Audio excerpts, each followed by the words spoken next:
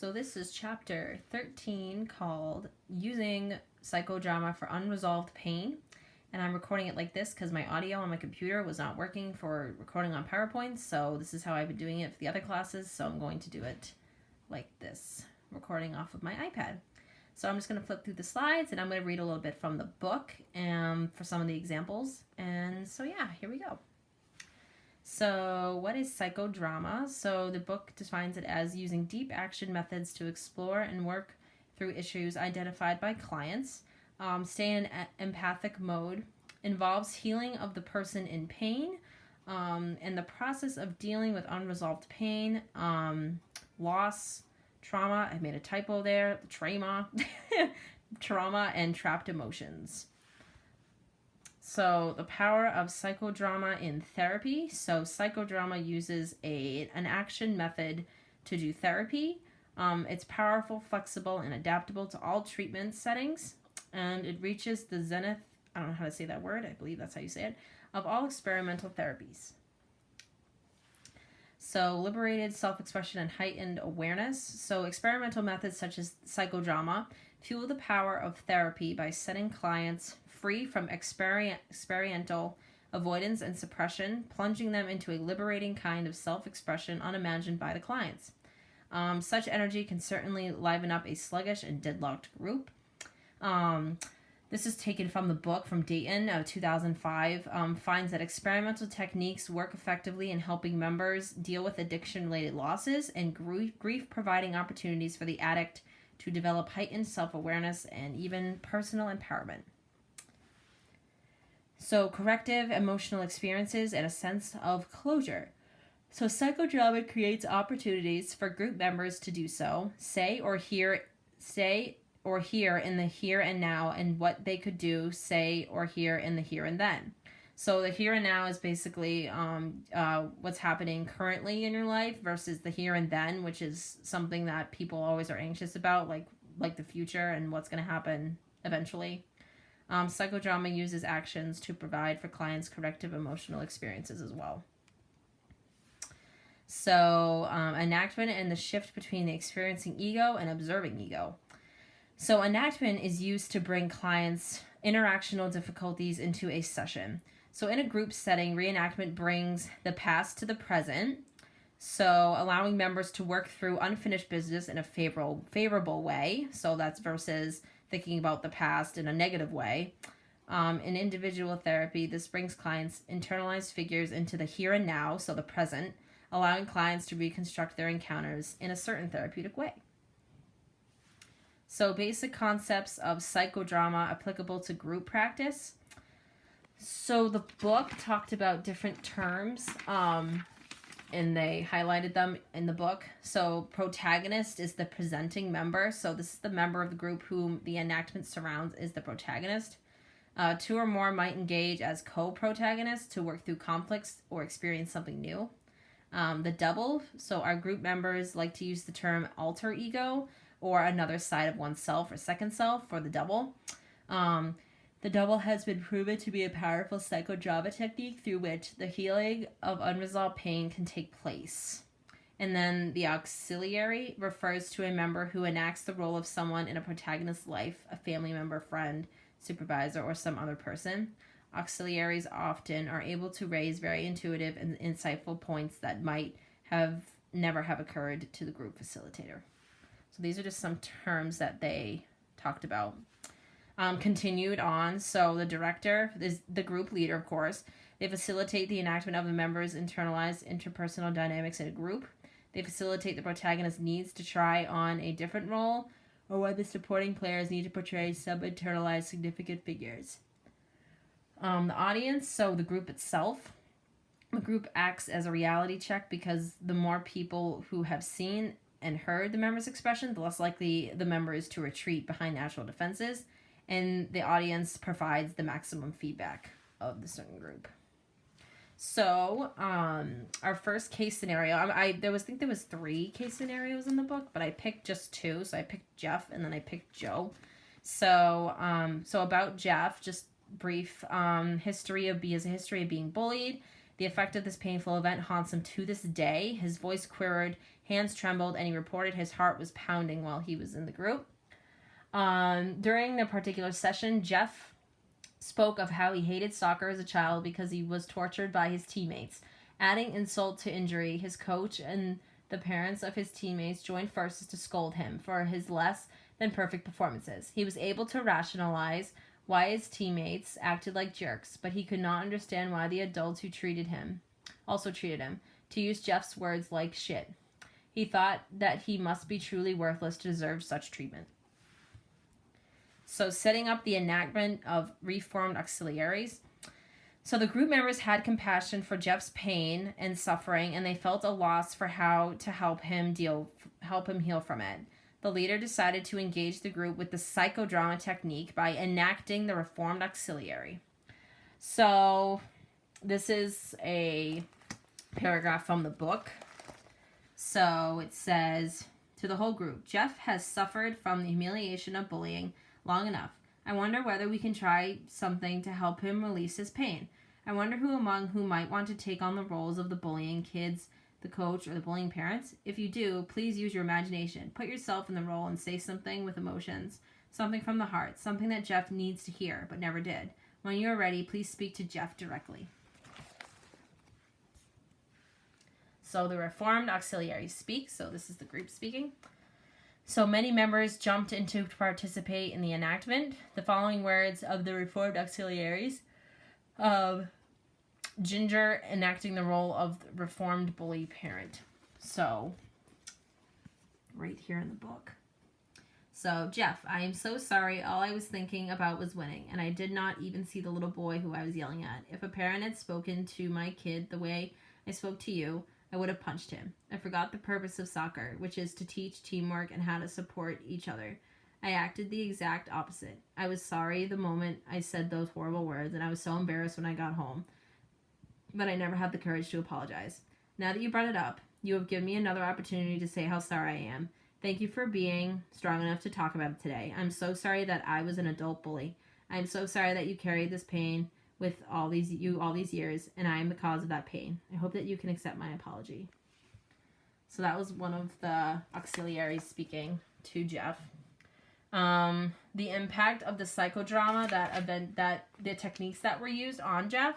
So it was a powerful experience for everybody, especially him. When Jeff went home, he had a quiet reflection on the impact it had on him, and he recorded it in his journal and shared with the group in a later session.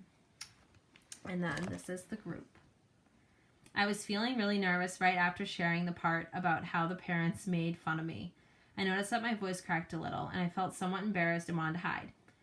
When other group members enacted the role of the coach, the parents, and my teammates, I was all over the place emotionally. Initially, I felt a surge of anger. I harbored so much anger against my coach, the teammates, and parents that I didn't feel like forgiving them. I kept thinking, you have wronged me. You have hurt me more than you can possibly imagine. Why should I forgive you? However, I noticed a switch with my emotions when Ginger was taking on the role of my parents. Ginger said something along the lines of, I got carried away and I was just so ashamed and sorry for what I did to you at that moment. It was as if all of the anger I've harbored over years started to melt away. I felt the sincerity of the apology, and it made me feel lighter and calm. I remember thinking at that moment that I have let these people affect me for far too long, and that gave me way too much power over me. I started to see that I needed to let go of my anger with these people, for it did not benefit me in any way. I was also touched by Taboo taking on the role of my teammates. Taboo mentioned that he only mocked me because he had his own issues to deal with, and that he was taking his frustration out on me. This moment somehow struck me and left me speechless. I hated the kid that Taboo portrayed the most, but after hearing Taboo, I started to pity him and actually had empathy for him as well. Collectively, I felt touched by everyone who enacted a role for me. Part of me wanted to say thank you to each of the group members, but I felt somewhat embarrassed since I've never had so much focus on me during the group. That being said, I felt closer and a stronger bond with everyone in the group. I truly felt touched by everyone's efforts to resolve my pain. I don't think I'll ever be able to thank them enough. It was a difficult experience to go through, especially since I am not used to being the focus of group, but it was necessary. From this experience, I feel that I can trust other people and that I can start to let my guard down more. So that was the impact of psychodrama on Jeff. So, there was another case in the book, and I decided to do Joe's case. So this is about a guy named Joe. So Joe's original presenting problem was an acute anxiety and that he was unable to shake. In the 9th session of the group, Joe decided to pursue his anxiety issue in the group with the hopes that the group would be able to ease his anxiety. Joe shared with the group that he suffered from an anxiety attack that resulted in him going to the hospital. He then decided to seek out individual counseling and continue to suffer minor bouts of panic. He then found himself losing control in all his emotions. So that was his presenting problem. So after Joe had the panic attack, he sought individual counseling and continued to suffer from other panic. From time to time, he found himself losing control of his emotions, particularly nostalgia. So September 11 is actually a trigger for Joe. So the September 11 attacks, which happened a few months before Joe joined the group, triggered major anxiety and agitation at his job and his personal life as well. It also stirred up traumatic events, memories, and feelings from a tragic school shooting that occurred when he was actually a teen. So that is actually a trigger for Joe, would be that. Past trauma with him. So in the shooting that he dealt with in school, numerous students died and Joe led other children to safety. Joe made it home and did not receive any acknowledgement, though, from his parents, either from the traumatic event he endured and also his actions of saving the other kids. Re-traumatization. So the September 11 attacks actually brought re-traumatization for Joe. He became emotional and reactive, even harsh with a colleague who wouldn't allow anyone to talk about 9/11. And also, Joe is going through a lot of abandonment as well. So Joe went on to disclose more pain in his adult life with regard to addiction, losing friends, being abandoned by his significant other, and his unconventional lifestyle practice. He felt abandoned by his parents, who were emotionally unavailable to him. He was forced by his father at a young age to take on a caretaking role for his ailing mother. All these abandonment and betrayal issues combined create an undercurrent of anxiety in him that could surface at any time, and Joe was terrified of having more panic attacks after that. So now we're going to talk about the group. So the group trying to help Joe deal with his deep pain. So the group sensed a deep anguish within him, a churning tide of pain, sorrow, suffering, and even torment. So some members found it grueling to listen to his stories, as would I. How could the group help? The group worked hard to provide Joe with empathy. Any empathy they gave seemed feeble in light of the massive suffering Joe continued to carry with him. So now we're going to talk about the group, like we did with the last case. So setting up the enactment of reformed auxiliaries. So the group was beginning to feel anxious and almost powerless. So, to the group, Joe has talked about a long history of abandonment and betrayal by his supervisor, family, and friends since an early age. In light of panic attacks that he's been experiencing, I wonder whether we as a group could try out an exercise with Joe. I'd like to see if each of you could choose a role from one of the persons, either a supervisor, father, ex-wife, or friend, mother, who abandoned or betrayed Joe in some way. As you take on that role, please say something to Joe that your heart wants him to hear so that healing can begin. Pause. When you are ready, please jump in and speak directly to Joe. So now we're going to do the reformed auxiliaries in action. So everyone in the group took on the role of a specific person who had let Joe down at some time in his life and apologized to Joe. Many members had tears in their eyes and they enacted the role they picked. After each member had offered a heartfelt apology, there was a moment of deep silence. A sense of spirituality and emotional connection pulsated in the room. So, the impact of psychodrama on Joe. So Joe is visibly emotional, obviously. His face got flushed and appeared to be struggling to control his emotions, and a minute afterward he tried not to cry. It was then obvious that the group struck a chord with him. So, I had an aha experience when the group addressed my trauma. I was able to take a vague and unspecific problem, such as anxiety, and turn it into something more concrete and deeper emotionally.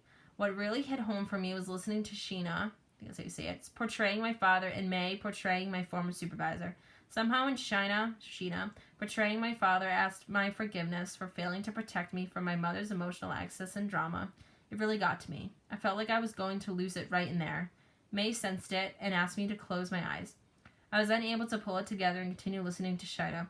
When May took the role of my supervisor, I was amazed at how perceptive she was. She asked for forgiveness from shaming, blaming, and threatening me for my September 11 related reactions. When she further apologized for causing me so much anguish, fear, and pain, I realized it was exactly what I wanted and needed all along. It truly amazes me how much an apology can mean to me.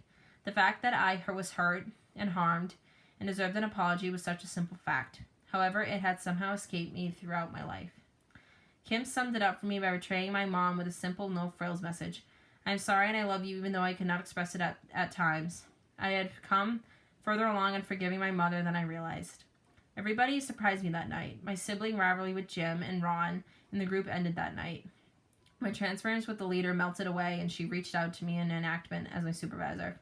I am so moved that even with my own struggles, all members stayed real, empathetic, caring, wise, and perceptive. So now I'm going to actually just read, before we wrap it up, the impact of psychodrama on group members helping Joe.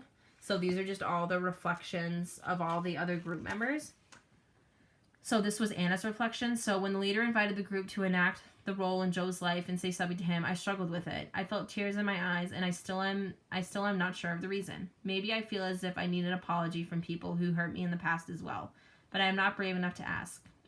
In this session, I tried hard not to problem solve, something I tend to do. I felt close to Joe during and after the session. In the lobby, I hugged him and realized my own needs for some sort of apology. Ron's reflection. As Joe shared the horror of not being able to find his sister and feeling so responsible and scared about how his parents would react if he didn't find her and watch out for her, I felt angry. When I heard of his mother's response when he showed up with his sister, I was even angrier. I can only imagine being that scared young Joe and totally inappropriate response, not getting what he needed to be held and cared for. I was very aware that my anger actually came from my own feelings about the lack of love, understanding, and being cared for in my own early life. I felt sad for Joe. I was deeply moved as each group and member enacted a role in Joe's life and responded to him. I was easily moved as Sheena took the role of Joe's father, and it turned out that was one sharing that touched Joe deeply. I later realized that the father piece in my own life remains unresolved, but I learned so much about myself from Joe's story. And then I'll just read Jim's reflection. When Joe said that he wished his mom could be aware of her past transgressions, I remarked that she probably never will be cognizant of those past events. I was comparing my mom's similar reactions when I discussed my past with her. My mom has total amnesia about my childhood emotional distress. That never happened, she would say. My mom never came to my rescue either. My stepfather was very authoritative and oppressive in his parenting style. He was also very distant with his feelings, and I cannot remember one nice thing he said to me. So when Joe brought up the issue of abandonment, it really hit home. This experience really shed a light on my own unresolved issues of abandonment. I wonder if this is any connection with how I am emotionally distant with my wife and kids. I felt closer to Joe. I felt like I wanted to be his mentor. I wanted to educate him and be wise and selective about his disclosure at work. Joe naively thought that by boldly disclosing in the work setting about his unconventional lifestyle practice and his addiction recovery, he would be rewarded with newfound freedom, and it would be a cleansing catharsis for him. Instead of he only stumbled upon betrayal. I saw a similar fellow at my agency do that, and he experienced the same fall from grace that Joe did. I was thinking to myself, my God, Joe, don't you realize how open you are to the wolves, sharks, and jerks out there? I wanted to teach Joe about human nature and office politics, but I realized that this insight must come from his own personal experience. So that was Joe's case study. So, summary and conclusion here. So we learned that about psychodrama and the different techniques used, as well as the different case studies and how the members of the group helped each person. So used properly, a small dosage of psychodrama techniques can set clients free from experiential avoidance and suppression, plunging them into a liberating kind of self-expression unimagined by the clients themselves. So that was about it for chapter 13. Again, this was chapter 13. It was called Using Psychodrama for Unresolved Pain. I thought it was really helpful and interesting because I've never heard of psychodrama before in terms of social work and therapy. So I thought it was pretty interesting and helpful. So I hope that this PowerPoint was helpful. And you learned a lot about psychodrama. So that concludes the end of this video and the end of chapter 13. So I hope you enjoyed. Thanks.